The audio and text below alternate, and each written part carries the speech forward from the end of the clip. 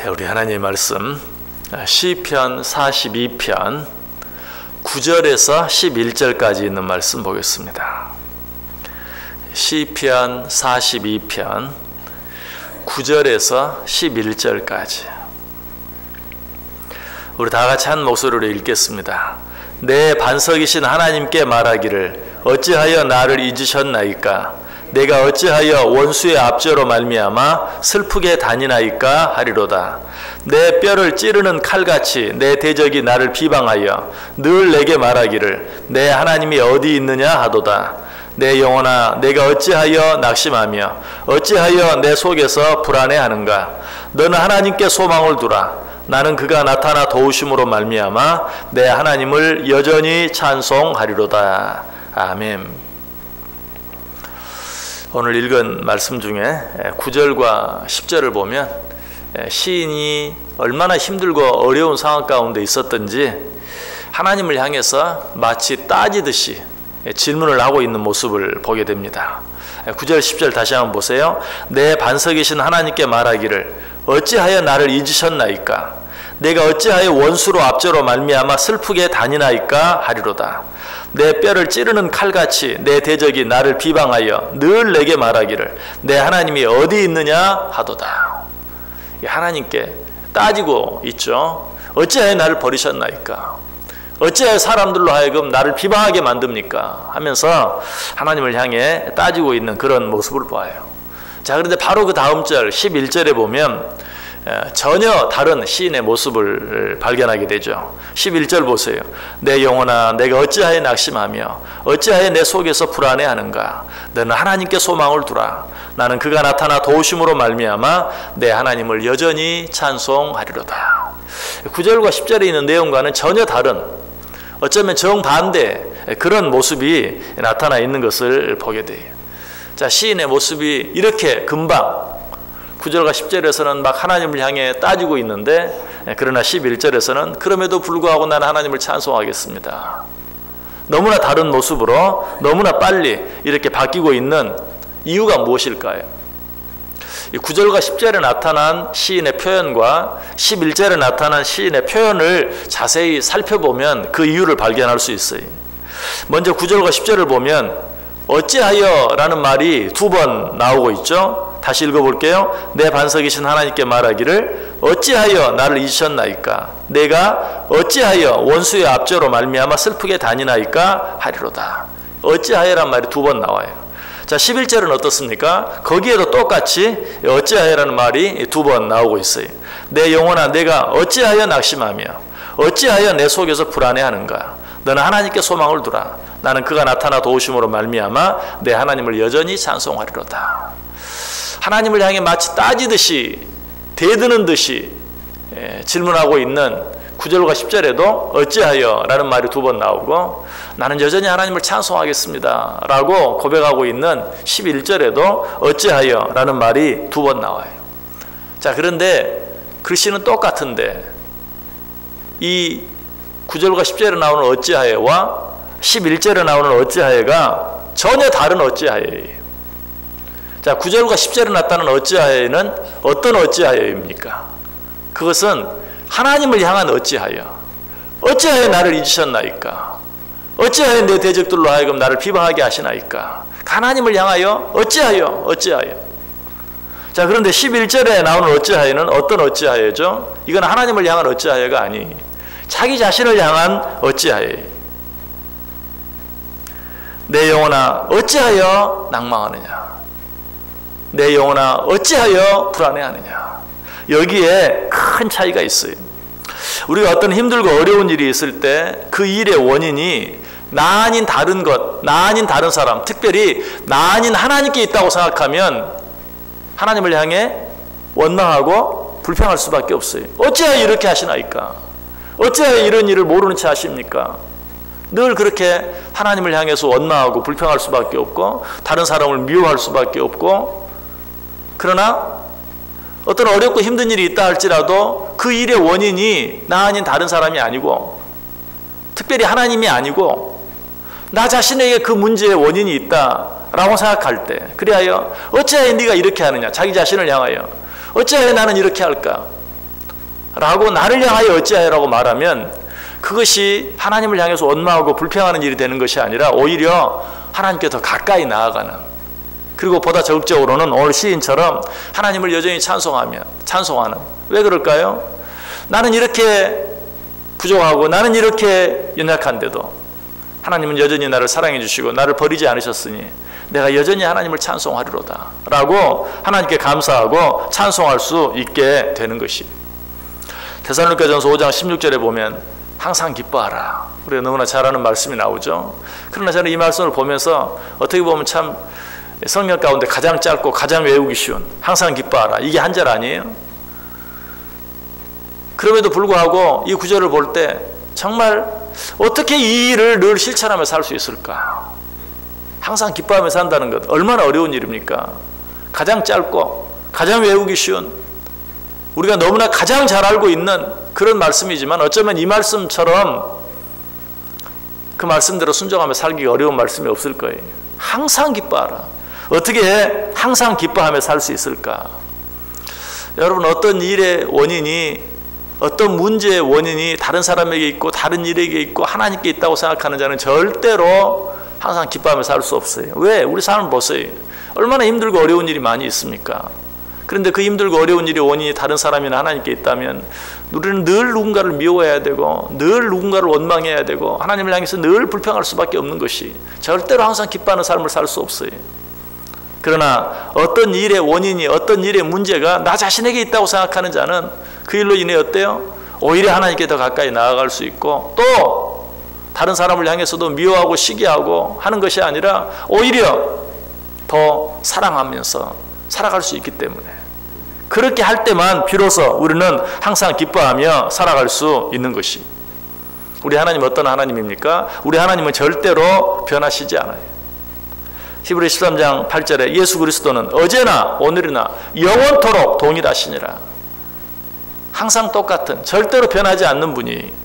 그리고 우리 하나님은 어떻습니까? 절대로 우리를 잊지 않는 분이. 이 하나님을 바라보며 사는 자는, 아니 이 하나님을 바라보며 사는 자만이 항상 기뻐할 수 있어요. 어떤 사랑을 바라보거나 세상의 어떤 것을 바라보면 어때요? 그건 날마다 바뀌고 변해요. 절대로 항상 기뻐할 수 없어요. 그러나 영원토록 변하지 않는, 어제나 오늘이나 앞으로 영원토록 동일하신, 그리고 우리를 절대로 잊지 아니하시는 하나님을 믿고 살아갈 때만 우리는 비로소 항상 기뻐하는 삶을 살게 된다는 것이. 시인이 처음에는 이 사실을 깨닫지 못했어요. 그래서 9절, 10절에서 어떻게 말해요? 어찌하여 나를 잊으셨나이까? 라고 하나님을 향해서 원망하고 불평하는 그런 모습을 봐요. 그러나 이 사실을 깨닫고 난 후에 왜 어때요? 내가 왜 낭망하는가? 내가 왜 불안해하는가? 자기 자신을 향하여 어찌하여 낭망하고 어찌하여 불안해하느냐? 라고 말하면서 오히려 어때요? 그럼에도 불구하고 지금까지 나와 함께 해주신, 여기까지 나를 인도해 주신 하나님을 나는 찬송하리로다. 나는 이렇게 부족한데, 나는 이렇게 연약한데, 그럼에도 불구하고 나를 버리지 아니하고 여기까지 함께 해주신 그 하나님께 감사하고 찬송하리라 라고 고백할 수 있었던 것이. 여러분, 우리가 기쁨을 누리지 못하고 살아가는 이유, 우리가 감사하지 못하고 살아가는 이유, 그것이 다른 사람에게 있는 것도 아니고 하나님께 있는 것은 더더욱 아니, 나 자신 때문이, 나 자신의 문제, 내가 기쁨을 누리지 못하는 것, 하나님이 나를 잊으셨기 때문이 아니라 내가 하나님을 잊었기 때문이. 어찌하여 나를 잊으셨나이까? 라고 말하면 늘 원망하고 불평할 수밖에 없어요. 거기에 어떤 기쁨도 있을 수 없어요.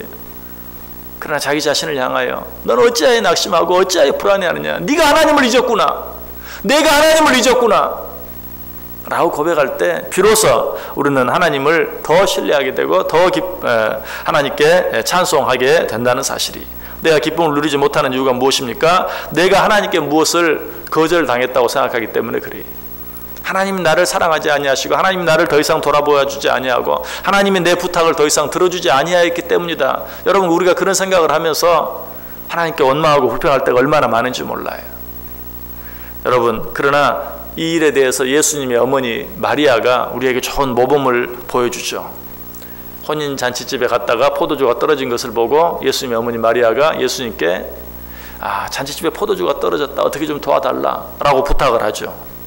그때 예수님께서 어떻게 하십니까? 요한복음 2장 4절에 예수께서 이르시되 여자여 나와 무슨 상관이 있나이까? 자, 어떻게 보입니까? 거절한 것처럼 보이죠. 그러나 예수님의 어머니 마리아는 이런 예수님의 말을 듣고도 그것이 거절이라고 생각하지 않았어요. 저와 여러분 같으면 예수님께서 내 부탁을 들어주지 않았구나, 하나님께서 내 기도를 응답해 주지 않았구나 라고 실망하고 낙심할 거예요. 그러나 예수님의 어머니 마리아는 그렇게 하지 않았어요. 끝까지 예수님을 신뢰했어요. 어떻게 그 사실을 알 수 있죠? 예수님께서 여자여 이 일이 나하고 무슨 상관이 있나이까? 라고 말했는데도 어머니 마리아는 그의 어머니가 하인들에게 이르되 너희에게 무슨 말씀을 하시든지 그대로 하라. 예수님이 하신 그 말씀을 거절로 생각하지 않았어요. 여전히 예수님을 신뢰했어요. 여러분, 이것이 믿음이에요. 이렇게 할 수 있는 자만이 항상 기뻐하면서 할 수 있어요. 나는 하나님께 뭘 구했어요. 근데 아무것도 바뀌지 않아요. 변하지 않아요. 그럼 우리는 어떻게 생각해요? 하나님이 내 기도를 들어주지 않았구나, 하나님이 내 기도를 거절했구나. 그러나 바로 그런 순간에 마리아 같은 태도가 필요해요. 무엇이든지 말씀하십시오. 나는 하나님이 원하는 대로, 하나님이 시키시는 대로 따르겠나이다. 하나님은 내 부탁을 들어주지 않을 것 같은데, 하나님은 내 기도를 응답해 주지 않을 것 같은데, 그럼에도 불구하고 나는 여전히 하나님을 찬송합니다. 나는 여전히 하나님을 신뢰합니다. 하나님 말씀하시는 대로 내가 따르겠나이다 라고 고백할 때 비로소 어때요? 여러분, 예수님의 어머니 마리아가 그렇게 했을 때 어떤 일이 일어났습니까? 처음 것보다 훨씬 더 맛이 좋은 포도주가 그 혼인집에 넘쳐나게 되었어요. 포도주가 상징하는 게 뭡니까? 기쁨이. 예수님은 나를 거절한 것 같았는데 그럼에도 불구하고 나는 변함없이 예수님을 신뢰했을 때 이전에는 도무지 맛보지 못했던 기쁨이 더 넘치게 되고 충만하게 되었던 것처럼 우리도 눈앞에 되어지는 일을 보면 하나님이 나와 함께하지 않는 것 같아. 하나님이 나를 잊으신 것 같아. 하나님이 나를 거절하시는 것 같아. 내 기도를 더 이상 듣지 않는 것 같아. 그럼에도 불구하고 끝까지 그 하나님을 신뢰하고 하나님 앞에 더 가까이 나아가면 내 안에는 이전에 한 번도 경험해보지 못하고 느껴보지 못했던 모든 일들이 잘 되는 것 같을 때도 느껴보지 못했던 그런 놀라운 기쁨, 감사, 평안, 찬송이 내 안에서 넘쳐나게 된다는 사실이에요. 히브리서 11장에 나오는 모든 믿음의 사람들이 그렇게 살았어요. 그런 믿음을 가지고 살았어요. 히브리서 11장 13절을 보면 이 사람들은 다 믿음을 따라 죽었으며 약속을 받지 못하였으되 그것들을 멀리서 보고 환영했다. 히브리서 11장에 나타난 우리는 그들을 뭐라고 부릅니까? 믿음의 사람들? 아니, 보다 더 멋진 표현으로는 믿음의 영웅들이라고 불러요. 그런데 어떻게 그들이 그렇게 될 수 있었는가? 놀랍게도 이 사람들은 다 믿음을 따라 죽었으며 약속을 받지 못하였다. 그들이 하나님의 약속을 붙잡고 살았어요. 그런데 그들이 살아생전에 하나님의 약속이 이루어지는 것을 보지 못했다고 말하고 있어요. 그 하나님의 약속들이 눈앞에서 이루어지는 것을 보지 못했다. 그럼에도 불구하고 그들은 한 번도 하나님을 의심하지 않았어요. 하나님을 향해 원망하고 불평하지 않았어요. 끝까지 하나님을 신뢰했어요. 그렇게 했을 때 그들이 믿음의 영웅이 될 수 있었고, 그런 그들을 향하여 성경이 뭐라고 표현합니까? 이런 사람은 세상이 감당치 못하느니라. 눈에 보이는 대로 살지 아니하고 눈에 보기에는 어떠하든지 끝까지 하나님을 신뢰하고 하나님만 바라보고 사는 자들, 이런 자들은 세상이 감당할 수 없었다. 무슨 말입니까? 이런 자들에게는 절대로 그 어떤 악한 사단 마귀도, 그 어떤 힘들고 어려운 상황도 그들에게서 기쁨을 빼앗아가지 못했다라는 말이에요. 왜? 눈앞에 보이는 일로 인해서 일이 일비하는 사람은 그냥 그 일 빼앗아 가버리면 금방 실망하고 낙심하고 원망하고 불평할 수밖에 없어요. 기쁨을 잃어버려요. 그러나 눈에 보이는 일로 일이 일비하는 것이 아니라 변하지 않는 하나님만 바라보고 의지하고 끝까지 신뢰하며 사는 자들은 악한 사단 마귀라도 어떻게 할 수가 없어요. 그런 사람은 이래도 감사하고 저래도 감사하고, 이래도 기뻐하고 저래도 기뻐하고, 이래도 찬송하고 저래도 찬송하고, 이런 자들은 세상에 감당할 수 없어요. 악한 사단 마귀도 어떻게 할 수 없어요. 여러분, 어떤 삶을 살기를 원하십니까? 어떤 상황 속에서든지 기뻐할 수 있는 삶, 어떤 상황 가운데서든지 하나님을 향해 감사하고 찬송할 수 있는 삶, 여러분 이런 삶을 살기를 원하십니까? 어떻게 하면 됩니까? 눈에 보이는 일을 바라보면서 어찌하여 하나님 왜 이러십니까? 가 아니라 오히려 그런 일 때문에 불안해하고 낭망하는 나를 향해서 너는 무엇 때문에 불안해하느냐? 내가 왜 불안해하느냐? 내가 왜 낙심하느냐? 나에게는 영원히 변하지 않는, 영원토록 나와 함께 하시는 하나님이 계시지 않느냐? 라고 끝까지 하나님을 신뢰할 때만 어떤 일들 속에서든지 기뻐하고 감사하고 찬송하는 삶을 살 수 있는 것이 오늘 시인이 한 고백, 어찌하여 불안해하며 어찌하여 낙심하느냐 라는 이 고백이 저와 여러분의 고백이 되어서 이 세상 살아가는 동안 세상의 그 어떤 일도, 세상의 그 어떤 악한 대적도 우리를 흔들어 놓지 못하는 어떤 일, 어떤 상황 속에서든지 오늘 시인처럼 내가 여전히 하나님을 찬양하리이다 라고 고백하며 항상 기뻐하고 항상 감사하며 살아갈 수 있는 저 여러분 꼭 될 수 있기를 주님의 이름으로 간절히 축원합니다. 기도하겠습니다.